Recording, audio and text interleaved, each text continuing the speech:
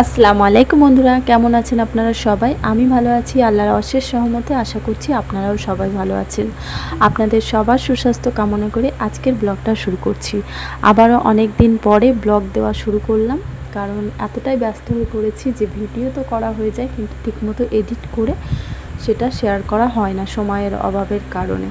তবু চেষ্টা করছি ডেলি ব্লগটা কন্টিনিউ করার, কিন্তু আপনারা আমার ডেলি ব্লগটা ফেসবুকে দেখতে পারবেন না। এটার জন্য আপনাদেরকে ইউটিউবে যেতে হবে। ইউটিউবে গিয়ে আমার চ্যানেলটি সাবস্ক্রাইব করে নিয়ে ওখানে গিয়ে আমার ভিডিও দেখতে পারবেন।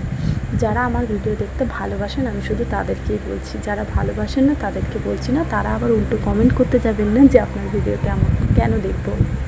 যাই হোক, অনেক সকালেই উঠতে হয়, যেহেতু সারাদিন ঘুম থেকে উঠে একদম একটার পর একটা ফর্মালিটি ডিউটি চলতেই থাকে, তো তার জন্য কিন্তু আমাকে অনেকটাই সকালে উঠতে হয়। আজকেও প্রতিদিনের মতো অনেক সকালে উঠে পড়েছি। ঘুম থেকে উঠে সকালের যে আমাদের ঘরের বউদের যে সমস্ত সকালের কাজ থাকে ঘরোয়া, সেগুলো তো করতেই হবে। আর সেগুলো সমস্ত কিছু কিন্তু আমি নিজে হাতেই করি। অনেকে বলেন আমি এটা করি ওটা করি, ঘরের কাজ কখন করি। হ্যাঁ, আমার ঘরের কাজ কিন্তু আমাকেই করতে হয়, বাইরের কেউ এসে কিন্তু আমাকে করে দিয়ে যায় না। তো যাই হোক, আমাকে করতে, আমার পরিবারকে আমাকে দেখতে হয়। তো এখানে আমি এই যে সমস্ত কাজ আমার বাইরের হয়ে গেছে, আর এখন ঘরটা মুছে নিলাম পরিষ্কার করে। আর এখানে বাবাইয়ের আর ওর আব্বু নামাজে যাবে, তো এখানে পাঞ্জাবি সমস্ত কিছু রেডি করে রাখলাম। তারপরে করে নিলাম হচ্ছে গরম গরম চা হয়ে গেছে কমপ্লিট খাওয়া। তারপরে রুটি আর আলু ভাজা একটু করে নিলাম। তারই মাঝখানে দেখিয়ে দিলাম আমাদের গাছের আমগুলো কিন্তু একটু পাকতে শুরু করেছে। তো গাছ পাকা আম খেতে কিন্তু দারুণ লাগে। আর এই যে রুটি আলু ভাজা আমার কমপ্লিট। এখনও কিন্তু বাবা ছেলে দুজনেই কেউ ওঠেনি, আব্বাও ওঠেনি। ততক্ষণে আমি রান্নাটা করে নিই। তো এখানে আজকে রান্না করব হচ্ছে মাছের একটা ঝোল করব আলু দিয়ে, আর করব হচ্ছে কি একটু বড়া করব, আর একটু আলু ভাজা তো আছেই। সকালে রুটির সঙ্গে আলু ভাজা করেছিলাম, তো নিজের টিফিনটাও এখানে রেডি করে নিলাম, যেহেতু আমাকে কলেজে যেতে হবে। কলেজে একটা ক্লাস করি আমি, তো তার জন্য আমার টিফিনটাও আমি রেডি করে নিলাম, গুছিয়ে নিলাম। আর এখানে আপনাদের দাদাভাই যেহেতু রুটি খেয়েছে, আব্বাও রুটি খেয়েছে, তো বাবাইয়ের এখানে ভাতটা দিয়ে দিলাম। বাবাই খেয়ে স্কুলে চলে যাবে।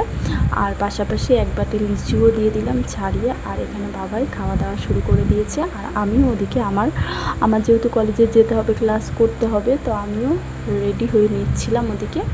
আর আপনাদের দাদাভাই কারখানায় কাজ করছিল, ওর জন্য একটু বানিয়ে দিলাম গ্লুকন্ডি পানি। আর তালশাঁস ছিল, সেটাও কিন্তু বার করে কেটে দিয়ে দিলাম। আর এখন আমি ঝটপট করে রেডি হয়ে নিয়েছি।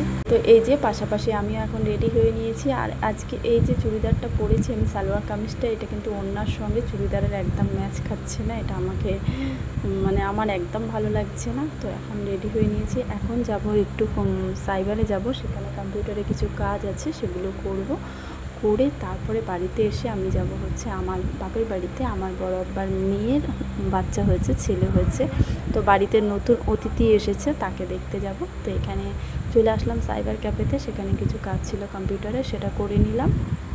তো করে নিয়ে তারপরে আমি চলে গেছিলাম হচ্ছে কলেজে ক্লাস করতে। সেখানে ক্লাসটা করে বেরিয়ে এসেছিলাম। বাড়িতে এসে বাবাইকে নিলাম, বাবাইকে নিয়ে বাস স্ট্যান্ডে এখানে আমি এখন বসে আছি বাসের অপেক্ষায়। কারণ আমার বাপের বাড়ি নৈহাটিতে, তো বাসেই যেতে হয়। আর আমি কিন্তু বাপের বাড়িতে যাব না, আমি হচ্ছে যাব নৈহাটি হসপিটালে। আগেই বললাম যে আমার বড়াপার মেয়ের ছেলে হয়েছে, বোনের ছেলে হয়েছে, তার জন্য। তো আমি আর বাবাই বাসে উঠে, তো আমরা সেই উদ্দেশ্যে রওনা দিলাম। আর বাসে যখনই উঠেছি তখনই সেই বৃষ্টি, এত বৃষ্টি হচ্ছে যে বাসের মধ্যে কিন্তু বাবাই আমি দুজনেই খানিকটা ভিজে গিয়েছিলাম। তারপরে আমরা চলে আসলাম নৈহাটি হসপিটালে। তো এখানে কিছু কর্মীরা আছে যারা বলছিল যে ফোন অ্যালাউ নেই। এটা আমার সঙ্গে মজাই করছিল, কারণ একসঙ্গে কলেজে পড়াশোনা করেছি, তো হঠাৎ করে এত বছর পরে দেখলো, তার জন্য একটু মজা করছিল। ওরা এই হসপিটালের কিছু ডিপার্টমেন্টে কাজ করছে। তো যাই হোক, আমার সঙ্গে মজা করছিল। আর বাবাই ভয় পাচ্ছিল, বলছে মা ফোনটা তো বলছে ওরকম অ্যালাউ নেই। ও তো বুঝতে পারছিল না। যাই হোক, তো ফাইনালি চলে এলাম। এই যে, আর বোন এখানে এই যে শুয়ে আছে, অসুস্থ, সিজার হয়েছে যেহেতু। আর এই যে পুচকু, তো এই যে নতুন অতিথি আপনাদের দেখিয়ে দিলাম, সঙ্গে পরিচয়ও করিয়ে দিলাম। আর এখানে বড় মা বসে আছে।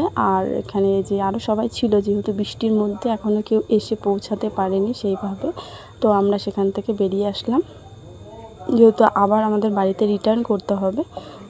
তার জন্য চলে আসলাম। তারপরে গিয়েছিলাম হচ্ছে একটু নার্সিংহোমে দরকার ছিল, সেই নার্সিংহোমে গেলাম। সেখান থেকে বেরিয়ে তারপরে আমরা চলে এসেছিলাম একটা ক্যাফেতে, সেখানে বসে একটু চা খেলাম, বিস্কুট খেলাম। আর বাবাই নিজের জন্য নিয়ে নিয়েছিল মোমো। তো এখানকার মোমোটা কিন্তু দারুণ ছিল খেতে, এত সুস্বাদু মোমো ছিল, মোমোটা জাস্ট ওয়াও ছিল। আর এখানে আমরা খাওয়া দাওয়া কমপ্লিট করলাম, করে তারপরে আমরা বাসে করে আবার রিটার্ন কিন্তু বাড়িতে চলে এসেছিলাম। তো আজকের দিনটা কিন্তু এইভাবেই কাটলো। আর প্রত্যেক দিনই আমার এই যে সকাল থেকে রাত পর্যন্ত এইভাবে ব্যস্ততাই কাটে, কিছু না কিছু কাজ এসেই পড়ে। তো সময়ের সঙ্গে আল্লাহর অশেষ সহমতে সব কাজ কিন্তু আমার কমপ্লিট হয়েই যায়। তারপরে আপনাদের দাদাভাইয়ের জন্য এনেছিলাম চাউমিন, বাড়িতে এসে ওকে দিলাম, চাউমিন খেয়ে নিল। আর রাতের বেলা খাবারে কী কী রান্না করেছিলাম সেটাও আপনাদেরকে দেখিয়ে দিলাম। রাতের বেলা এই যে গাজর, লেবু, পেঁয়াজ, কাঁচা কলা দিয়ে চিংড়ি মাছ চচ্চড়ি, দুপুরের উচ্ছে ছিল, মাছ ভাজা, আর এখানে পাঁপড় আর ডাল। তো আজকের ব্লগটা এই পর্যন্ত।